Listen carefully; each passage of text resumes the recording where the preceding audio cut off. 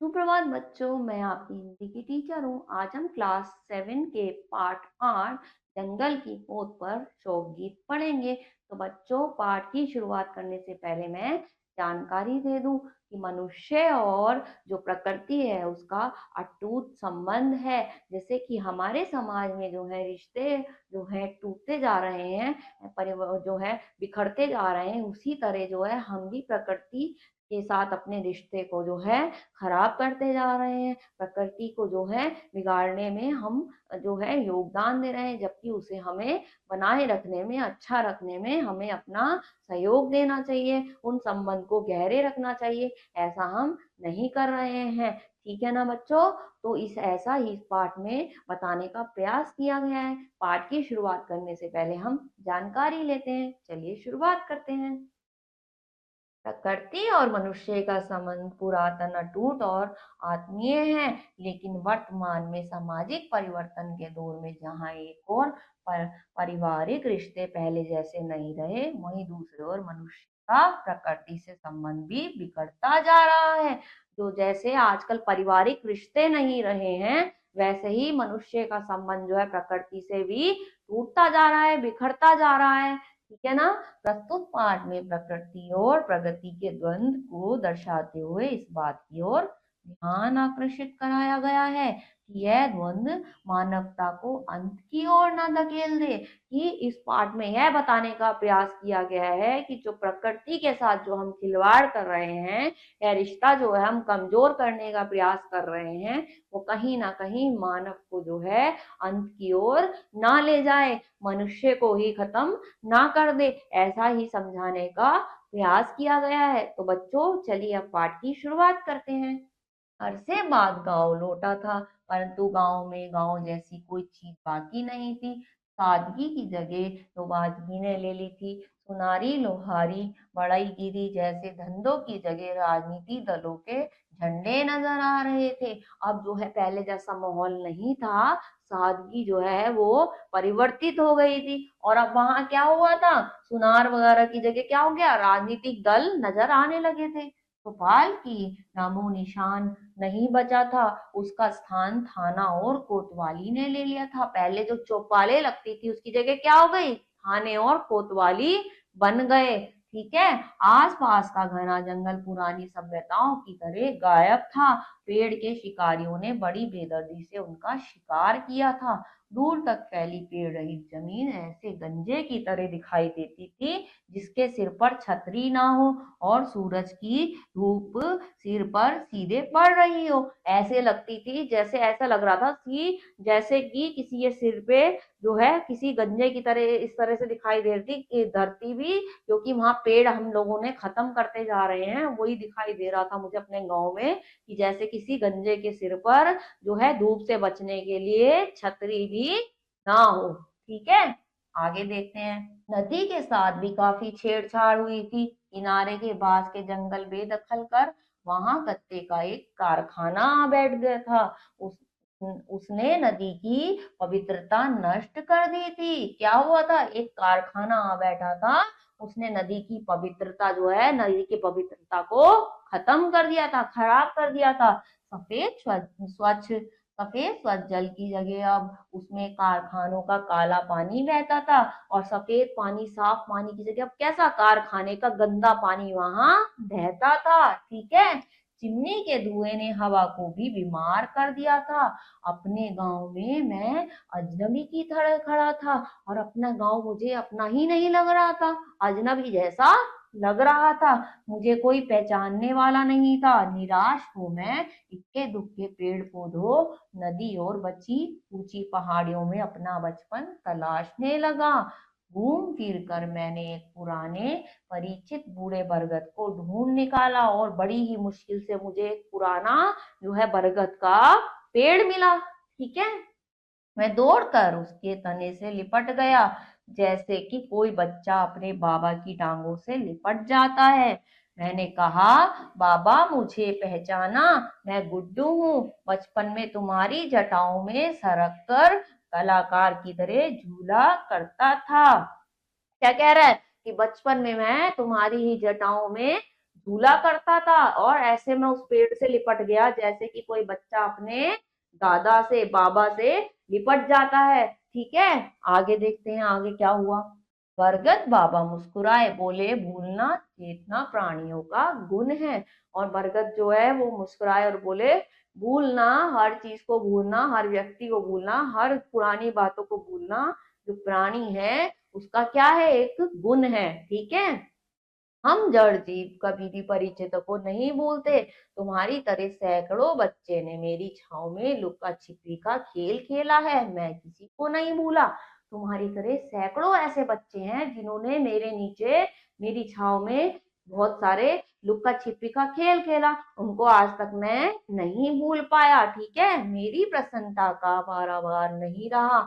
मैंने कहा बाबा यहाँ सब कुछ बदल गया, सारा जंगल साफ है, वह नारियल चाचा भी नहीं दिख रहे हैं जो बच्चों को देखते ही अपने फल टपकाने लगते थे। और वह नारियल चाचा कौन, नारियल का पेड़ भी नहीं दिख रहा है जो बच्चों को देखकर अपने फल टपकाते थे, यानी नीचे गिरते थे जिसके फल, वो भी अब दिखाई नहीं देख रहे हैं। यहाँ सब कुछ बदल चुका है। ठीक है, आगे देखते हैं आगे क्या होता है।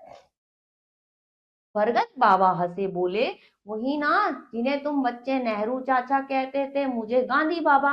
वही ना जिस पेड़ को तुम क्या कहते थे, नेहरू चाचा, और मुझे क्या कहते थे, गांधी बाबा कहते थे। वो हंसते हैं, बरगद का पेड़ हंस के आगे ऐसा कह रहा है। आगे देखते हैं क्या होता है। बाबा की बात से स्मृति पर पड़ी धुन अचानक साफ हो गई।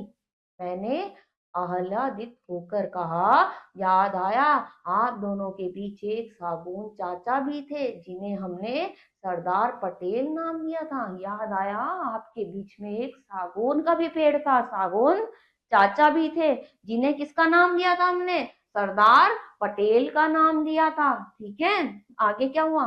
बरगद बाबा बोले अच्छा, वह जिसको काटने की कोशिश में लकड़ी चोरों की कुल्हाड़ियां टूट जाया करती थी। सचमुच वह पेड़ लकड़ी नहीं लोहा था, जिसे काटने में अच्छे से अच्छे जो लकड़ी काटने वाले चोर थे उनकी कुल्हाड़ी तक टूट जाती थी, लेकिन वो इतना लोहे ललाट था कि वो टूट नहीं पाता था। ऐसे बता रहा है वो। ठीक है, आगे देखते हैं आगे क्या हुआ। अब वो कह रहे हैं मैंने कहा उस जमाने के पेड़ों की बात ही कुछ और थी बाबा, बड़े स्वाभिमान से आकाश में सिर उठाए खड़े रहते थे। पेड़ों की नई पीढ़ी में कहाँ है वह दमखम, थोड़े से बचे हैं, वे भी खेतों से दूर कैसे सहमे से खड़े हैं, जैसे कोई पत्थर उठाकर मारने वाला हो और वे भागने की तैयारी में हो। अब जो है वैसे पेड़ नहीं बचे हैं जो पहले मजबूत हुआ करते थे। अब तो ऐसे लगता है कि कोई पत्थर उठा के उन्हें हल्का सा पत्थर भी मारे तो वो टूट जाए, यानी ऐसा लगता है कि कोई पत्थर उठा के मारे और वो भागने की तैयारी में हो। आजकल ऐसे कमजोर पेड़ हो गए हैं। ठीक है, बरगद बाबा ने गहरी सांस ली और कहा बेटे वे मनुष्य बर्बरता के शिकार है, आदमी को देखते ही सहम जाते हैं, डरते हैं कि कहीं काट ना डाल जाए। और फिर आदमी ने शायद निश्चय कर लिया है कि वह पृथ्वी से पेड़ों की नस्ल नष्ट करके ही रहेगा। नई पीढ़ी को पुरानी पीढ़ी को अपने सामने कटते देखा है, इसलिए आतंकित और डरी डरी नजर आती है। तो वो कह रहे हैं कि उन्होंने अपने सामने बहुत सारे पुराने पेड़ कटते हुए देखे हैं, नए पेड़ कटते हुए देखे हैं। मनुष्य आज इनको काट काट कर इतना ज्यादा परेशान कर दिया है कि वो जो है अब बहुत ज्यादा मनुष्य से डरने लगे हैं कि कहीं ये हमें काट ना दे, मार ना दे। ठीक है, बरगद का पेड़ कह रहा है। ठीक है ना, आगे देखो आगे क्या हुआ। मैंने कहा शुक्र है पुरानी पीढ़ी की निशानी आप बाकी हैं। मैंने कहा शुक्र है कि आप पुरानी पीढ़ी के निशानी के रूप में बाकी हो। बाबा व्यंग्य से मुस्कुराए, बोले शायद धार्मिक भय से मुझे बख्श दिया, शास्त्रों में मुझे पूज्य जो बताया गया है। और फिर बाबा ने हंसते हुए कहा कि शायद लोगों ने इसलिए छोड़ दिया मुझे क्योंकि शास्त्रों में मुझे पूज्य बताया गया है, इसीलिए शायद मानव ने इस डर से मुझे छोड़ दिया, नहीं काटा। ठीक है, मैंने अचरज से पूछा, लेकिन बाबा एक साथ पूरा जंगल कैसे कट काट दिया गया? मैंने पूछा अचानक से कैसे काट दिया गया जंगल भाई, है ना। आगे देखो आगे क्या होता है। अब क्या बाबा बता रहा है पेड़। बाबा कहते हैं बाबा कि इतने डूबते उतरते बोले, बरसों पहले सरकार का इजाजतनामा लेकर दिल्ली से एक नादिर शाह आया था। कौन आया था? एक नादिर शाह आया था। सैकड़ों कुलाड़ीधारी सिपाही उसके साथ थे। ने हाथ उठाकर कत्लेआम का हुक्म जारी कर दिया।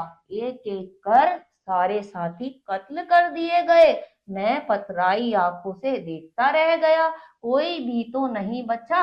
इतना कहकर बाबा बच्चों की तरह फूट फूट कर रोने लगे। ठीक है, ऐसा हुआ। वो बताने लगे कि सरकार ने जो है जो हुक्म दे दिया था, उसके बाद एक जो है आदमी आया था। कौन? नादिर शाह आया। उसके साथ कुल्हाड़ी लेकर बहुत सारे लोग आए थे, सिपाही आए थे, जिन्होंने एक एक करके सबका कत्ल कर दिया। और मैं उनको अपने सामने देख रहा था मरते हुए एक एक करके। इतना कह के जो वो पेड़ है बरगद के बाद जो है वो रोने लगा, फूट फूट कर रोने लगे। मेरी आंखें भी गीली हो गई। बाबा पूरी एक पीढ़ी के नष्ट होने के शोक में डूब गए। मैंने सांत्वना देने की कोशिश की पर वह निरर्थक थी। प्रणाम कर मुझे आगे बढ़ना पड़ा। और फिर क्या हुआ? वो शोक में डूब गए। मैंने उन्हें समझाने का प्रयास भी किया, लेकिन वो बेकार गया। और फिर मैं उन्हें प्रणाम करके मैं आगे बढ़ गया। ठीक है। दूर जाने पर कुछ पहाड़ियां दिखाई दी। मैंने उनसे पूछा, यहाँ ऊंचे पहाड़ हुआ करते थे, वे कहाँ अदृश्य हो गए? उनमें से एक पहाड़ी बोली, हम ही हैं वे पहाड़। आदमी ने ऑपरेशन कर हमारा रूप बदल दिया। अब हम पहाड़ियां हैं। और हमें आदमी ने बदल के क्या कर दिया? पहाड़ से पहाड़ियों में बदल दिया। ठीक है, आगे देखते हैं आगे क्या होता है। आगे क्या कह रहे हैं। एक सयानी बात मेरी समझ में नहीं आई। मैंने कहा मेरा मजाक उड़ाओ। मैंने कहा मेरा मजाक मत उड़ाओ, मैं इसी गांव का हूँ। मैंने क्या कहा? मेरे को बात समझ में नहीं आई। मैंने कहा मेरा मजाक मत उड़ाओ, मैं इसी गांव का हूँ। ठीक है। एक सयानी सी पहाड़ी बोली, तुम भोले गुरु जी के लड़के हो ना? अब तो बाल बच्चेदार हो गए होंगे। फिर वो कहती है कि मैंने तुम्हें पहचान लिया, तुम उनके बच्चे हो ना? अब तो तुम्हारे भी बच्चे हो गए होंगे। ठीक है। मैं खुशी से उछल पड़ा, तुमने मुझे पहचान लिया, लेकिन उन दिनों तुम यहाँ नहीं हुआ करता था। वो कह रहे कि तुम जो है उन दिनों यहाँ नहीं हुआ करते थे, वो ऐसे कह रहे। लेकिन मैं खुश हो गया कि उसने मुझे पहचान लिया। ठीक है। सियानी पहाड़ी बोली, उन दिनों मैं पहाड़ थी, मेरा कद आसमान छूता था, बादल मुझसे टकराकर बरस पड़ते थे। कह रहे उन दिनों में पहाड़ थी, ठीक है, अब पहाड़ी हो गई हूँ, इसलिए तुम्हें पहचानने नहीं आ रही हूँ। ठीक है। आगे क्या हुआ? पता नहीं कैसे आदमी को एक दिन मेरे भीतर छिपे लोहे का पता चल गया। पता नहीं इंसान को कैसे पता लग गया कि मेरे को कैसे तोड़ा जा सकता है। ठीक है, वो पहाड़ी बता रही है। आगे क्या होता है, जो आगे देखते हैं आगे क्या होता है। आगे वो कह रही है कि, अब देखते हैं आगे क्या कह रही है। आगे कह रही है कि बस बड़ी बड़ी मशीनों ने हमें काटना और लोहा निकालना शुरू कर दिया। बड़ी बड़ी मशीनों ने हमें काटा और लोहा निकालना अंदर से शुरू कर दिया। ठीक है। वो पहाड़ी बता रही है अपने बारे में, कैसे तोड़ा मानव ने। देखा किस तरह से इंसान ने क्या क्या चीजें खराब कर दी बच्चों, है ना। आगे देखते हैं। हम सब पहाड़ से पहाड़ी बना दिए गए। अब तक किश्त दर किश्त काटना जारी है, और अभी तक जो हमें किश्तों में बार बार काटा जा रहा है। ठीक है, पहाड़ी बता रही है। पेड़ों की तरह एक दिन हम पहाड़ों को भी धरती से गायब हो जाना है, और हमें भी धरती से एक दिन मानव जो है गायब कर देगा धीरे धीरे। ठीक है। पहाड़ी के स्वर में गहरी पीड़ा थी। यह लाखों वर्षों से मनुष्य और प्रकृति के बीच चले आ रहे प्रेम के टूटन से उपजी थी। क्यों? क्योंकि ये लाखों वर्ष से जो है मनुष्य और प्रकृति के बीच में जो प्रेम का रिश्ता है वो टूटता हुआ नजर आ रहा था, क्योंकि वो प्रकृति से अलग हो रहा था, पेड़ों को काट रहा था, पहाड़ियों को तोड़ रहा था। इसीलिए जो है पहाड़ी भी बहुत गहरे स्वर में, परेशानी वाले स्वरों में बता रही थी। मेरा हृदय विषाद से भर गया। अपने मनुष्य होने पर शर्म आने लगी। भारी मन लिए मैं वहां से आगे बढ़ गया। मुझे अपने मनुष्य होने पर खूब शर्म आने लगी और मैं आगे बढ़ गया। ठीक है ना बच्चों, आगे देखते हैं आगे क्या हुआ। थकान महसूस होने पर मैं एक खेत की मीन पर बैठ गया। अचानक कहीं से आवाज आई, कैसे हो गुड्डू भैया। वहां से मुझे आवाज आई कि कैसे हो गुड्डू भैया। ठीक है, मैंने चकित होकर चारों तरफ देखा, कोई नहीं था। एक हंसी फूटी और आवाज आई, मैं भूत नहीं, खेत बोल रहा हूँ। मुझे भूल गए क्या। खेत कह रहा है, मुझे भूल गए क्या तुम, मैं भी हूँ। ठीक है, फिर खेत बताता है अपने बारे में, खेत के साथ कैसे करा। ठीक है, मैंने आश्चर्य से पूछा, तुम मुझे कैसे जानते हो। मैंने उस खेत से पूछा, तुम मुझे कैसे जानते हो भाई, है ना। खेत खिलखिलाया, तुम 8-10 बरस के रहे होंगे।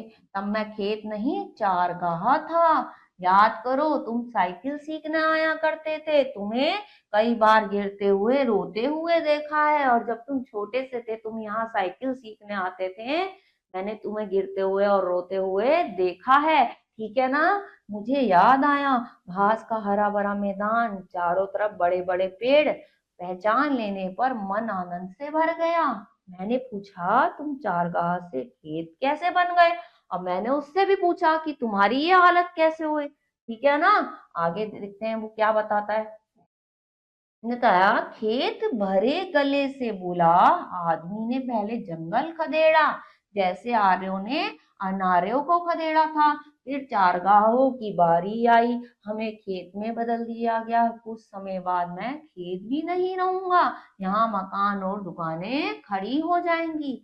वो फिर बताता है कि कैसे कैसे हमें जो है चारगाह से खेत बना दिया। और मनुष्य की जो प्रवृत्ति हो गई है, उस हिसाब से तो मैं आगे खेत भी नहीं रह पाऊंगा। यहाँ क्या बन जाएंगे, मकान बन जाएंगी, दुकानें बन जाएंगी। ठीक है, खेत से विदा ले मैं नदी की ओर बढ़ा।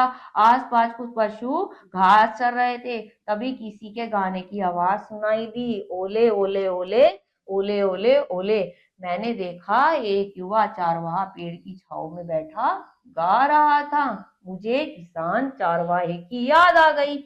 हम कुछ दोस्त उसकी बांसुरी सुनने आया करते थे। वह बजाता भी था, खूब था, पर पूरा जंगल सुर के जादू में बंध जाता था। पशु चरना और पक्षी चहकना बंद कर देते थे। मुझे जो है उसकी आवाज सुन के किसकी याद आई, उस समय के अपने दोस्त के साथ। जो है एक वो दोस्तों के साथ जब मैं आता था, तो एक किसान किसान जो है चरवाहा था, एक किशन, वो जो किशन चारवाहा जो था, वो क्या करता था, वो ऐसी बांसुरी बजाता था कि जो है सारा जो है गांव सारा उसको सुनता था। और उसे सुनकर जो है पशु पक्षी भी शांत हो जाते थे, वो भी मुग्ध हो जाते थे उसकी आवाज में। तो मुझे उस किशन की जो है याद आई। ठीक है, आगे देखते हैं आगे क्या हुआ। मैंने चारवाए से पूछा, किशन का पता बता सकते हो। मैंने पूछा कि किशन का पता बता सकते हो तुम। चारवाहा बोला, वह मेरा बाप था, इलाज के बिना मर गया। शहर ले जाने के पैसे नहीं थे, सांप ने काट लिया था। मैंने उनके जो है शहर ले जाने के पैसे नहीं थे। क्यों मर गए, क्योंकि उन्हें सांप ने काट लिया था। मुझे दुख हुआ। पूछा, तुम बांसुरी नहीं बजाते। फिर जो है क्या हुआ, मैंने उससे पूछा कि क्या तुम बांसुरी नहीं बजाते अब, जैसे तुम्हारे पिता बजाते थे। चरवाहा बोला, बांसुरी अब जानवरों पर असर नहीं करती, वे फिल्मी गीत सुनना पसंद करते हैं। ओले ओले उन्हें खूब पसंद है, इधर उधर भागते नहीं। वो कह रहा है अब बांसुरी पसंद नहीं करते, क्योंकि अब उन्हें फिल्मी गीत ओले ओले खूब पसंद है। ठीक है ना, आगे देखते हैं क्या हुआ। मैं चुपचाप नदी किनारे पहुंच गया। वह बीमार की तरह सुस्त लेटी हुई थी। मैंने पूछा, कैसी हो। 20 साल बाद तुमसे मिलने आया हूँ, पहचान तो रही हो ना। मैंने उससे पूछा कि तुमसे 20 साल बाद मिलने आया हूँ, तुम मुझे पहचान तो रही हो ना। ठीक है, वो सुस्त थी। ठीक है, आगे देखते हैं आगे क्या हुआ। नदी का म्लान चेहरा पल भर के लिए चमक उठा। बोली, पहचानूंगी कैसे नहीं, तुम ही तो थे जो बड़े बड़े पत्थर रखकर मेरे प्रवाह को रोकना चाहते थे। कहते थे गांव के बाहर मत जाना। तुम ही तो थे जो मुझे बाहर नहीं जाने देना चाहते थे, कहते थे कि बाहर मत जाना। मैंने कहा, हाँ, फिर तुम समझती थी कि नदी की सार्थकता बहने में ही है, वह तालाब की तरह किसी एक गांव में नहीं हो सकती। नदी पर सबका अधिकार होता है, लेकिन तुम क्या समझती थी, नदी पर सबका अधिकार होता है। ठीक है, आगे देखते हैं। नदी बोली, अच्छा हुआ तुम आ गए, अब मैं ज्यादा दिन नहीं जीऊंगी, जो है अब मैं ज्यादा दिन तक नहीं जीऊंगी। तुम अच्छा हुआ मेरे मरने से पहले आ गए। नदी कहती है, ठीक है। मैंने विवल स्वर में कहा, ऐसा क्यों कहती हो? मैंने जो है कहा, ऐसा क्यों कहती हो? नदी से मैंने ऐसा कहा। आगे क्या हुआ? नदी बोली, अब मैं किसी के काम की नहीं रही। गत्ते के कारखानों मेरा पानी प्रदूषित कर दिया है। मेरी सब मछलियां मर चुकी हैं। मौत के भय से कोई पास नहीं आता। क्यों मैं इस काबिल नहीं रही? क्योंकि गत्ते के जो कारखाने बने हैं, वहां से बहने वाले गंदगी ने मेरे पानी को इतना प्रदूषित कर दिया है, और मछलियां भी मेरी सारी मर गई हैं। अब जो है मैं इतनी बीमार हूँ, मेरे पानी इतना खराब है कि कोई मेरे पास नहीं आता। ठीक है, मैंने कहा, मैं बैठूंगा तुम्हारे पास, बचपन की तरह तुम्हारे पानी से खेलूंगा, बचपन की तरह तुम्हारे पानी से खेलूंगा। नदी चीखी, नहीं नहीं, मेरे पास मत आना, यह पानी नहीं, जहर है, मुझसे दूर रहो, चले जाओ यहाँ से। मैं तुम्हें माँ जैसा प्यार नहीं दे सकती। वो कह रही है, मेरे पास मत आना, जो मेरा पानी है जहर है, मैं तुम्हें माँ जैसा प्यार नहीं दे सकती। ठीक है ना, आगे देखते हैं आगे क्या हुआ। मुझे रोना आ गया। मैंने चिल्लाकर कहा, ओ नई सभ्यता के शहंशाहो, ओ तथाकथित सभ्यता के अफलातूनों, देखो तुम्हारी यंत्र सभ्यता ने सारे जंगलों को जख्मी कर दिया है, प्रकृति के सारे कपड़े नोच डाले हैं। तुम्हारे कल कारखाने जंगल के सौंदर्य पर तेजाब का काम कर रहे हैं। तुमने सारी स्वर्गिक जगहों को नर्क में बदल दिया है। बंद करो शुभ और सुंदर की संहार यात्रा। क्या तुम्हें जंगल की मौत पर मेरा शोक गीत सुनाई पड़ रहा है? क्या तुम मेरा क्रंदन सुन रहे हो? मैंने फिर ऐसा कहा। तो बच्चों, जो है अब जो है क्या हो रहा है, मनुष्य जो है प्रकृति के साथ इतना खिलवाड़ कर चुका है, जो है हमारे को प्रकृति से दूर करता जा रहा है। हमें जो है क्या करना चाहिए, इसका ध्यान रखना चाहिए। इसका ध्यान रखने के लिए क्या करेंगे, हमें जो है पेड़ लगाने चाहिए। पेड़ लगाकर खाली छोड़ नहीं देना चाहिए, उनका ख्याल भी रखना चाहिए। हमें कचरा जो है इधर उधर नहीं फेंकना चाहिए, हमें पेड़ों को नहीं काटना चाहिए। ठीक है ना बच्चों, जो गंदा पानी है वो भी हमें ऐसे पेड़ पौधों में नहीं डालना चाहिए। जो है अगर हम पेड़ काटते रहेंगे तो सारे पेड़ खत्म हो जाएंगे और प्रकृति जो है नष्ट हो जाएगी। फिर क्या होगा, फिर मनुष्य जो है उसके लिए कुछ भी नहीं बचेगा और मनुष्य भी धीरे धीरे खत्म हो जाएगा। ठीक है ना, तो बच्चों आप भी ध्यान रखिएगा और इस पाठ को दोबारा पढ़िएगा। अगले पाठ में कुछ और पढ़ेंगे, तब तक के लिए अपना ख्याल रखिए। ओके।